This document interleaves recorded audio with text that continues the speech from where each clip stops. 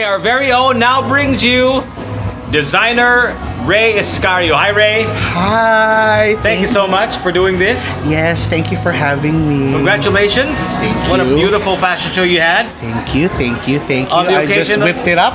On the occasion of the 23rd anniversary of Bridges Salon and the 8th Yes. anniversary of F Cafe, the grand opening The grand opening As of well, F right? Cafe. here at 88th Avenue. We'll talk about the fashion show, which Do you mind if I drink? A Please do. In fact, I'm also having a drink right now. Trying to calm my nerves here. After all, this is the Cheers. Cheers. This is the Happy anniversary F Cafe. of F Cafe.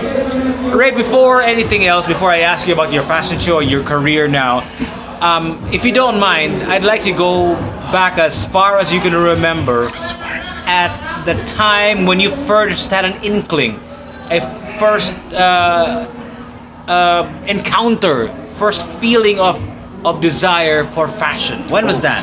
when I was like 5 years old. Tell us about that moment.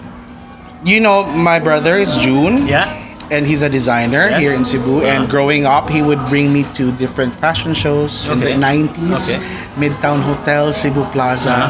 And I've already met Odge Hofer, Philip Rodriguez, Jojo Ramoff, RC Gayatin, Carrie Santiago, and all of them when I was still young. Okay.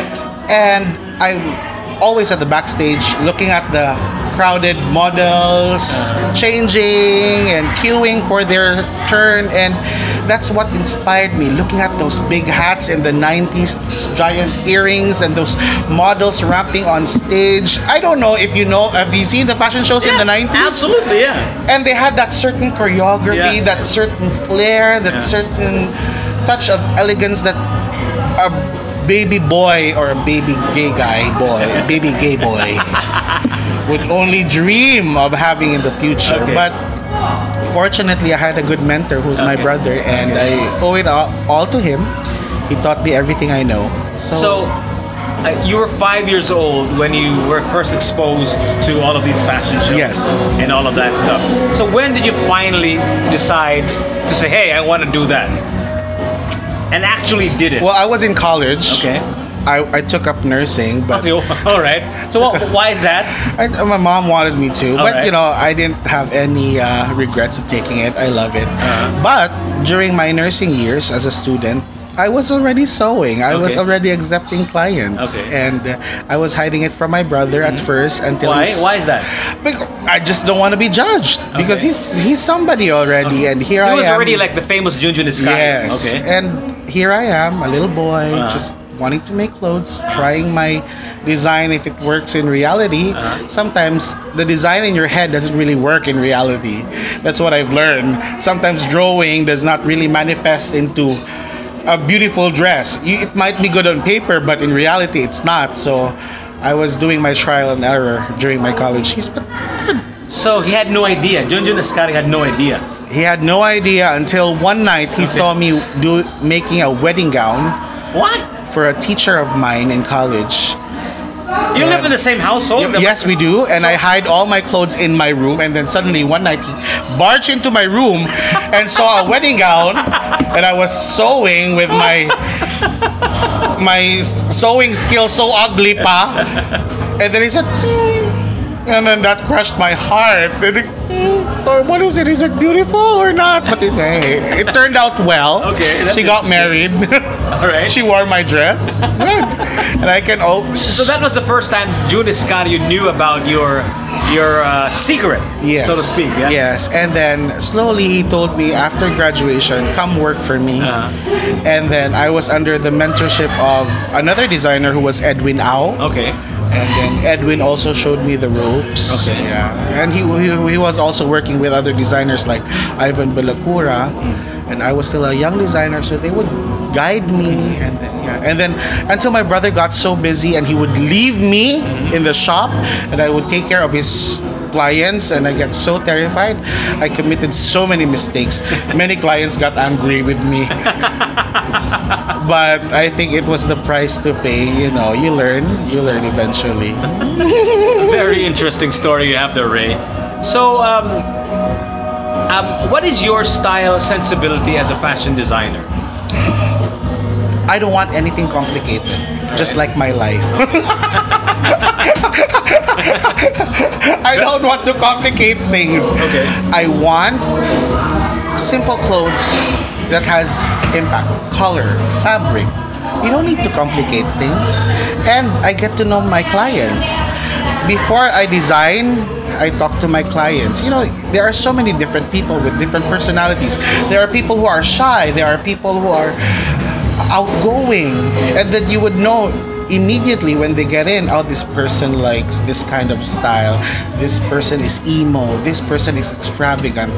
You interview them first, and you need to be flexible. For me, other designers stick to their own designs or stick to their own aesthetics. I respect that, but me also, I stick to my own design, but I also take into consideration what my client wants, because at the end of the day, it's them who's gonna wear my clothes, and they are going to pay for it. You know, we are just barely recovering from a pandemic, and we just experienced a huge typhoon in Odette just a few months ago.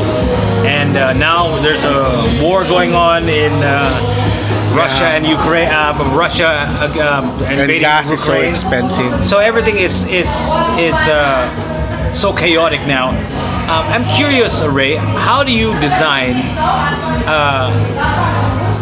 in a crisis situation wherein a lot of people are having financial issues, and maybe perhaps the affluent are getting even more rich, but the poor are getting poorer, or the middle class is becoming the new poor, or something like that. When the divide of the financial divide of society is wider and wider. How do you think about that when you design? Does it affect you when you design?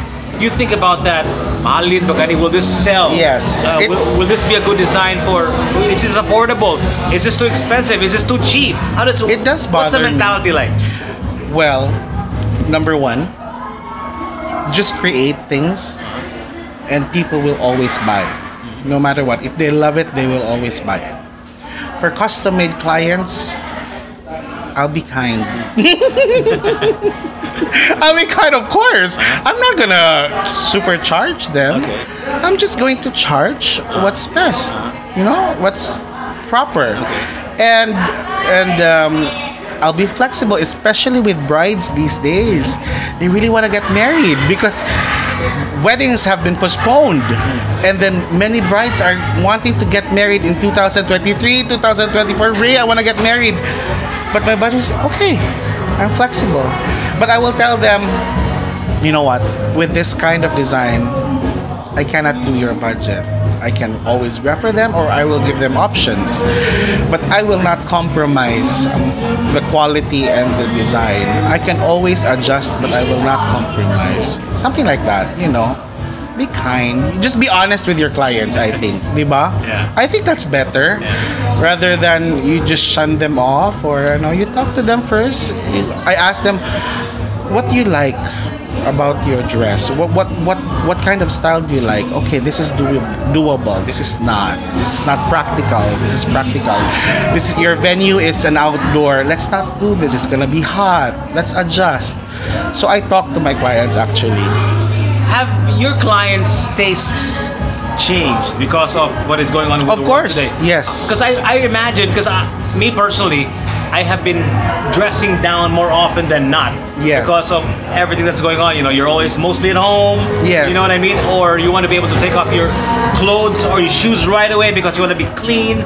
You want to be able to take off your shirt right away because you want to put it in the laundry basket right Yes, away. yes. For sanitary reasons as well.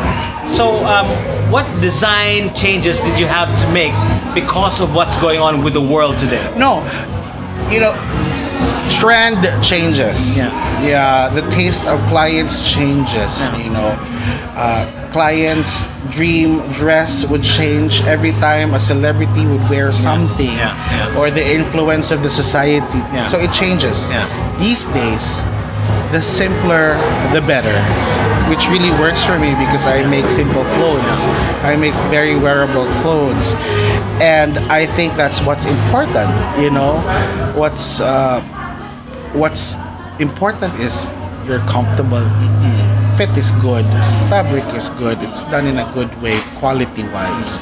Diba? brides have changed. Before, they wanted so many things done, incorporated in their dresses. Now, they want it more simpler. Yeah. So which is your design Yeah, sensibility? and now because hotels are cutting down guests, right? They wouldn't be able to cater 800 or 1,000 guests in the ballroom. They go down to 100 to 250 guests, and they want it simpler, which is nice. They can move, diba? But doesn't that make the dress even more exposed, so to speak? Does that mean because there's less people in the room, that means that you can see the dress clearly now in its entirety now, unlike before when there's a crowded place. Maybe you can hide, or maybe Yeah. it can be hidden Yes. from view and all that stuff. Yes, it is in the details, Yeah. but sometimes it's also in the cut. Uh-huh. Perfect cut. Okay. It fits the person. The woman has bigger boobs. Make something that she doesn't want to flaunt her big boobs. Make something that doesn't accentuate her boobs. Okay. She has wider hips. Make something that hides her wide hips. Tell us about because you're just Am I making sense? yeah, it's making sense. You just came from a beautiful fashion show celebrating the grand opening of Bridges Salon, F Cafe, and their newly opened cigar lounge. How do you prepare for a fashion show? Is it a different mindset when you prepare clothes for a client? Oh, you know what? Everybody who knows me, I take pride in my every Saturday or every Friday weekend relax session. So I really like to go out and dance, drink, and mingle with friends. And I'm a very good customer here at F. And I love dance music and I love the disco. So it's easy for me to make something You dance now. Yes. You're probably dancing right now if you weren't here in this interview, Yes, my foot is moving actually. It's wiggling. right? So how do you prepare? Like, is it the same? Is it different? No, easy. It comes in. Okay. It gets in. Make something colorful. Okay. Make something vibrant. Alright. Nobody wants to see something boring in a bar. Alright. Diba? Diba? Just do whatever. Okay, you mentioned that you're a good customer here at F Cafe. Tell us about your most memorable F Cafe experience. I know there's a lot. Just pick one. I Those love- that you can remember. Well, I remember a lot, but the most memorable one, oh my gosh. Erwin had this guest from Canada. Okay, all He right. was a very handsome guy. Oh, All right. filled with tattoo. Okay. And then I was with other friends, and then the guy said, "Hey, this is Ray, and this is his name," and blah, I forgot ko. And he approached me, "Come, let's drink." I'm very open-minded. So I said to my friends, "Bye." He's very open-minded. I stick to this. I went to the other table. We were so happy, and then we went home around 5, and it was so memorable because I got into a car accident. Was this fairly recent? No, that was years ago. Okay, this is not a good example for people out there because but you learn things in your life that makes an impact and you will never do it again. That's why I know tonight I'm drinking. I got a room up there. I'm not driving, guys. So you get to crawl your way up to your room. I'm gonna crawl my way up to that room there. So please do not drink and drive. I learned it the hard way. Good Ray, before we wrap this up, because was I know you that wanna allowed? dance. Yeah, of course it's allowed. What is your message to all those those budding fashion designers? Oh, just keep on going. Don't give up. I know it's a cliche, but it really does work. You fail, you do it again. You fail, you do it again. You learn, you fail, you apply the mistakes that you did because you never learn, and then when you get full of it, you change your ways, and then you become better. Give us an example before you go. Give us an example of a mistake you made that made you a better designer. Time management. Okay, what about? Tell us. But I've always Thank God I was always able to deliver my clothes. But you know that kind of you should have done this, should have done earlier. You know, it prevents the client from getting upset. Okay, You know, okay. good thing I've never had a bad experience. The client did not receive the dress, or I know I had bad experience with other clients, but you know, you coulda, shoulda, woulda.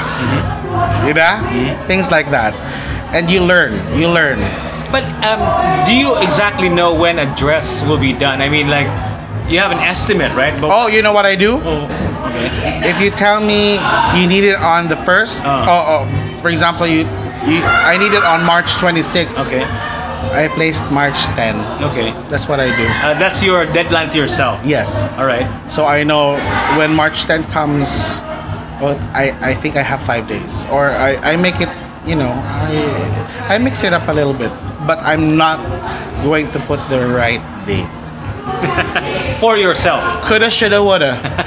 So if they want to know more about Ray Escario's journey, if they want to know more about your designs, where can they catch you in the social media platforms? Go ahead, tell them. Oh, well, I'm a very quiet person. I only have Instagram. Please follow me at Ray Escario. At Ray Escario on Instagram. Yes. And my page is Ray Escario. That's REI Escario. All right. Thank you so much, Ray Escario. Thank you. you so much. And let's continue the party. We will. Let's go out. All right. Take care. All right. Thank Thank you you. so much, man. Thank you, Ray.